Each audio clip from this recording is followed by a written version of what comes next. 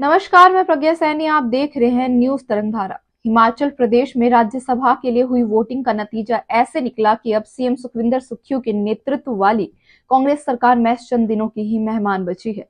Bharatiya Janata party किसी भी वक्त ऑपरेशन लोटस करके सरकार का तख्ता पलट कर सकती है। हालांकि ये इतना आसान नहीं है जितना बताया जा रहा है। दरअसल राज्यसभा के लिए कांग्रेस ने अपने वरिष्ठ नेता और सुप्रीम कोर्ट के जाने माने वकील अभिषेक मनु सिंघवी को उम्मीदवार बनाया था। वहीं बीजेपी ने कांग्रेस के कद्दावर नेता और हिमाचल प्रदेश के मुख्यमंत्री रह चुके वीरभद्र सिंह के करीबी हर्ष महाजन को मैदान में उतारा था। यहाँ कांग्रेस के पास नंबर पूरे थे और अभिषेक मनु सिंघवी की जीत को लगभग तय माना जा रहा था। वोटिंग से एक दिन पहले यानी 26 फरवरी को कांग्रेस की ओर से सभी विधायकों के लिए व्हिप जारी की गई।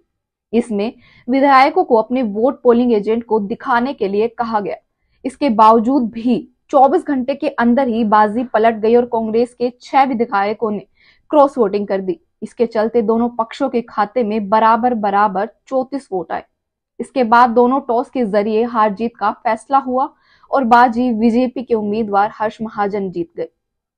विक्रमादित्य ने भी दिया इस्तीफा। हिमाचल प्रदेश में क्रॉस वोटिंग के बाद बीजेपी के कुछ बोलने से पहले ही कांग्रेस के प्रदेश अध्यक्ष प्रतिभा सिंह बोल पड़ी। उन्होंने अपने ही मुख्यमंत्री के खिलाफ किए गए विधायकों का समर्थन किया। वहीं प्रतिभा सिंह के बेटे और हिमाचल सरकार में मंत्री रहे विक्रमादित्य ने एक कदम आगे बढ़ते हुए चुनाव के नतीजे आने के अगले ही दिन उन्होंने मंत्री पद से इस्तीफा दे दिया। दोनों हिस्सों में बटी कांग्रेस। प्रदेश अध्यक्ष प्रतिभा सिंह और मुख्यमंत्री सुक्खू के बीच जो अनबन है वो तो जग जाहिर है। इसके चलते हिमाचल प्रदेश में कांग्रेस दो धड़ों में बटी हुई है। बीजेपी ने कांग्रेस की इसी कमजोरी का फायदा उठाया और हर्ष महाजन को उम्मीदवार बनाया। महाजन कांग्रेस नेता वीरभद्र के करीबी रहे हैं। ऐसे में उनके संबंध प्रतिभा सिंह से भी अच्छे माने जाते हैं। अब सवाल यह है कि क्या बीजेपी राज्य में महज एक राज्यसभा की सीट जीतकर चुप बैठ जाएगी, ये जबकि वो जानती है कि कांग्रेस के 6 विधायक बागी हो चुके हैं। हिमाचल प्रदेश में विधानसभा की 68 सीटें हैं। यहाँ बहुमत के लिए 35 विधायकों की जरूरत है। कांग्रेस के पास लगभग 40 विधायक है जबकि बीजेपी के पास 25 एमएलए हैं। वहीं 3 अन्य विधायक भी सुक्खू के साथ ही हैं। तो कुल मिलाकर कांग्रेस के पास 43 विधायक हैं और बीजेपी के पास 25। अब जबकि कांग्रेस के 6 विधायक बागी हो गए हैं, तो अगर विधानसभा में बहुमत साबित करने की बात आती है तो कांग्रेस के पास महज 34 विधायक ही होंगे और अगर विक्रमादित्य सिंह को भी जोड़ लिया जाए तो संख्या 33 रह जाएगी। यह बहुमत की संख्या के आंकड़ों से 2 कम है। ऐसे में ऑपरेशन लोटस की संभावना से इनकार नहीं किया जा सकता। हिमाचल प्रदेश में ऑपरेशन लोटस इतना आसान नहीं होगा, क्योंकि अगर कांग्रेस ने 6 से 7 विधायक बागी भी होते हैं तो दल बदल कानून के तहत अयोग्य हो जाएंगे और बीजेपी के पक्ष में वोट नहीं कर पाएंगे।